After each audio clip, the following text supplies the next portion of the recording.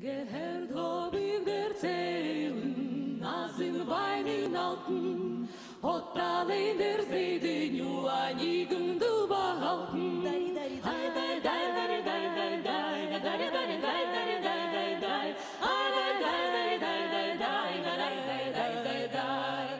Здравствуйте, это «Теленебо», программа Министерства национальности. С вами опять Галина Ратникова. Павел Зарифулин. И сегодня у нас в гостях очаровательнейшая певица, прекрасный человек, прекрасная женщина, лидер ансамбля еврейской песни традиционной «Дона», вокалист, несравненная Алина Ивах. Здравствуйте, Алина.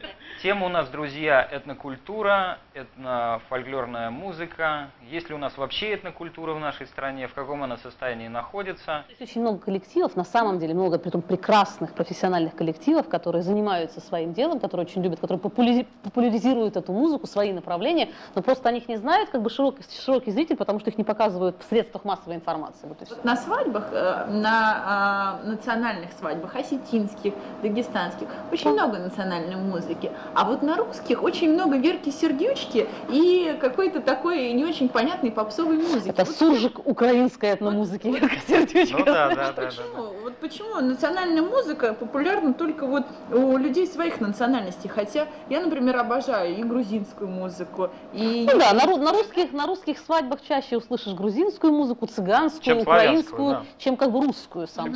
Хотя, вы знаете, ну я не знаю, я думаю, что на самом деле вся эта музыка, она ведь достаточно сложная, она ведь не музыка для развлечений, это же музыка какого-то духовного поиска, да, то есть когда ее слушаешь, настоящую этническую музыку, начиная там с афроамериканцев, от чего она пошла, да, это музыка скорее религиозного толка, медитативная музыка. То есть это не лезгинка и не Хава Нагила?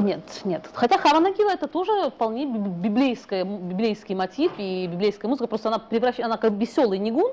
Ну, нигун это еврейский как бы напев, да, это просто напев, которым люди себя вводили в экстаз религиозный. Да, это очень напоминает суфийскую музыку, то кстати. Есть, если бы вы спели Хава Нагилу не так, как вы привыкли, а Хава Нагилу в смысле в таком достаточно серьезном, тоже веселом, но раз 50-60 подряд, как это делается, вы бы уже были в нирване, как я говорю. Вот впрочем, как если бы и станцевал, то уже была бы в нирване.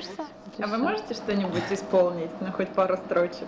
Конечно, могу, почему же не могу. Что-нибудь такое типичное. Типичное это то, что вы знаете. Тум-балалайка, купите папиросы. Вертится шар голубой. Крутится, вертится шар голубой, да. Вуиздос геселе, вуиздос шти, вуиздос мейделе, вемен губли, потездос геселе, отез дишти, потездос мейделе, вемен губли, и так дальше. То есть еврейская народная песня. А кто вот слушает? Кто твои слушатели этих песен? Я думаю, же не только евреи. Да нет.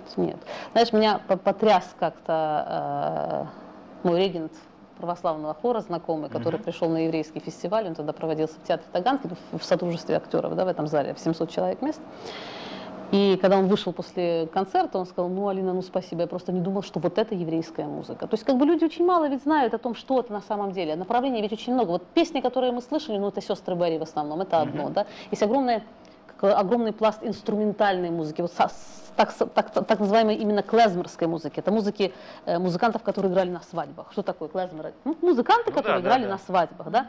И вот этот пласт музыки такой аутентичный, там, 18-19 века, он просто фантастический. У нас сейчас мало кто играет, но даже те музыканты наши, которые играли евреи, они уехали за границу чаще всего, но заграничные английские музыканты есть фантастические, которые сохраняют вот именно вот этот стиль, да, игры. В Америке есть атмосферу. Это просто очень красиво, очень, ну, как бы, если вы первый раз это услышите, вы никогда не скажете, что это еврейская музыка, потому что там же очень много смеси все равно с арабской музыкой, да, ну, израильская, допустим, музыка этническая. Это же там все вот Восток, там все смешано, это очень красиво, просто очень красиво. На самом деле, ну вот почему ты считаешь, и почему так, почему наше государство не поддерживает хотя бы на уровне телеканалов такого рода музыку? У нас максимум, что играй гармонии, то не всегда.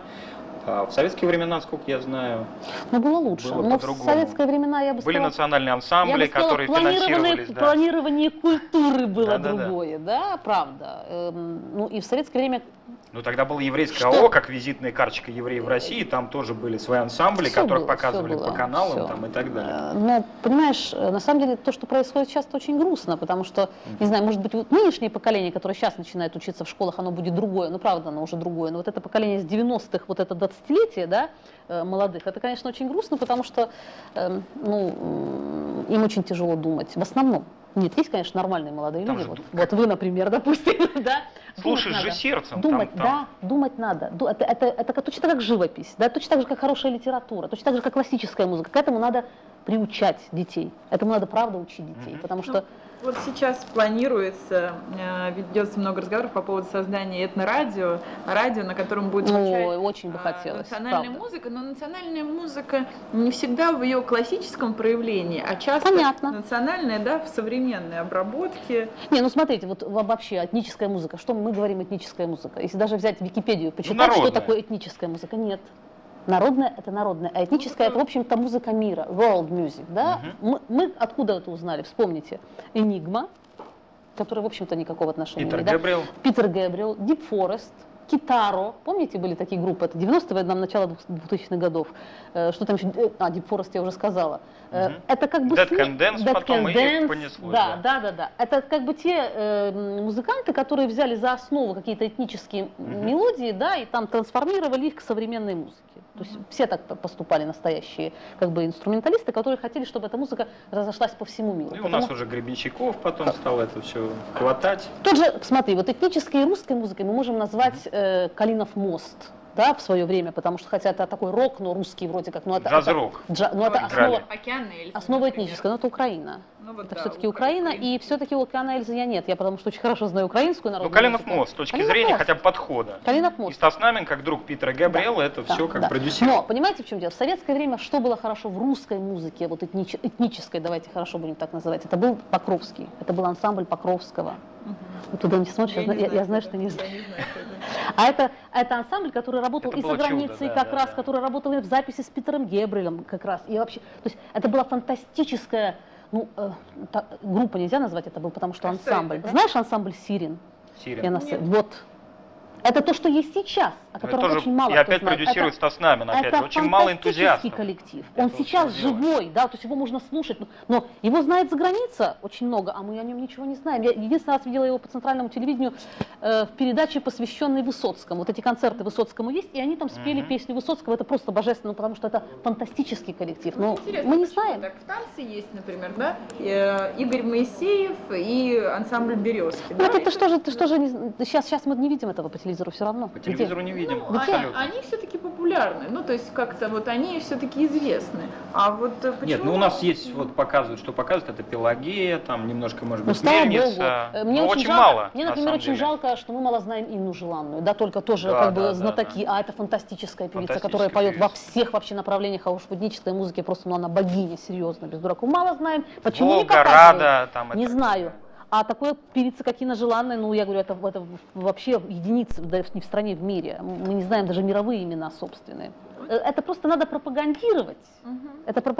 Этому надо посвящать эфиры, телевизионные. А что для этого надо? Чтобы радиоэфиры. Медведева пробила на этнофолк, а не на Пинк Флойд, и чтобы он вот так одел Ну, понимаешь, картуз. притом самое странное, ведь Pink Floyd, это там А ему бы очень пошло, вот, много, кстати, я вот думаю. этнического начала в Pink Floyd, Pink очень Floyd. много. Понимаешь? Но это англосаксонское этническое Да. начало. Ну, у нас а очень не популярна, славянское. допустим, кельтская музыка в России, как ни Популярна. странно. Да? Она Сейчас играет- пентатонична, как и старая русская. Нет, сейчас Может быть, почти поэтому. везде играет балканскую этническую музыку. Да, Да, да, То есть да. вот Но Балканы сейчас Кустурица, везде. он Ну, дал к благодаря, этому. да, благодаря Бреговичу, понимаешь? Но это же то, что раскручивают мировые продюсеры. Я тебе уверяю, что если бы кто-то взялся за нашего Сирина, вот по полной, Возможно, да, возможно, было бы да. то же самое. Ну, вот интересно говорить о культуре, но Но мы для этого, говорим- извини, перебью, Сирину надо прозвучать в Лондоне, в Нью-Йорке, и тогда здесь у нас, как обезьяны, Да. все будут клонировать Именно, эти Сирины. именно, Да. именно. Земфиру раскрутили точно таким же образом. Именно. Ну вот мы говорим о музыке, а вообще тема программы, она такая широкая. И вот мы с Павлом здесь целыми днями сидим и В спорим. нашем Министерстве национальности Ну, с Галей. нужно да, ли да, нам Министерство национальности? К сожалению, в нашей стране особенно, ну правда, это очень горько говорить, в России именно, да, национальный вопрос очень острый, потому что, ну вот по мне это очень видно, да, я не знаю, какой, как бы чуть-чуть образованный человек не может это видеть. Вот начинается национальная рознь к любому человеку, ну вот как бы вот к любой нации, да, это значит какая-то экономическая проблема в стране.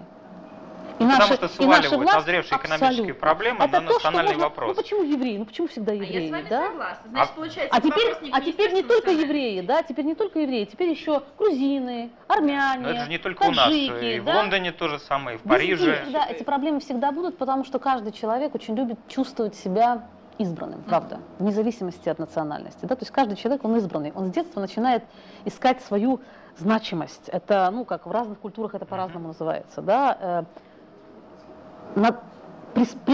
Причастие к чему-либо, хоть к национальности, это уже фишечка, да? Я грузин. От чего начинается? Я грузин. идентичность. Да, да, самоидентификация, это очень важно.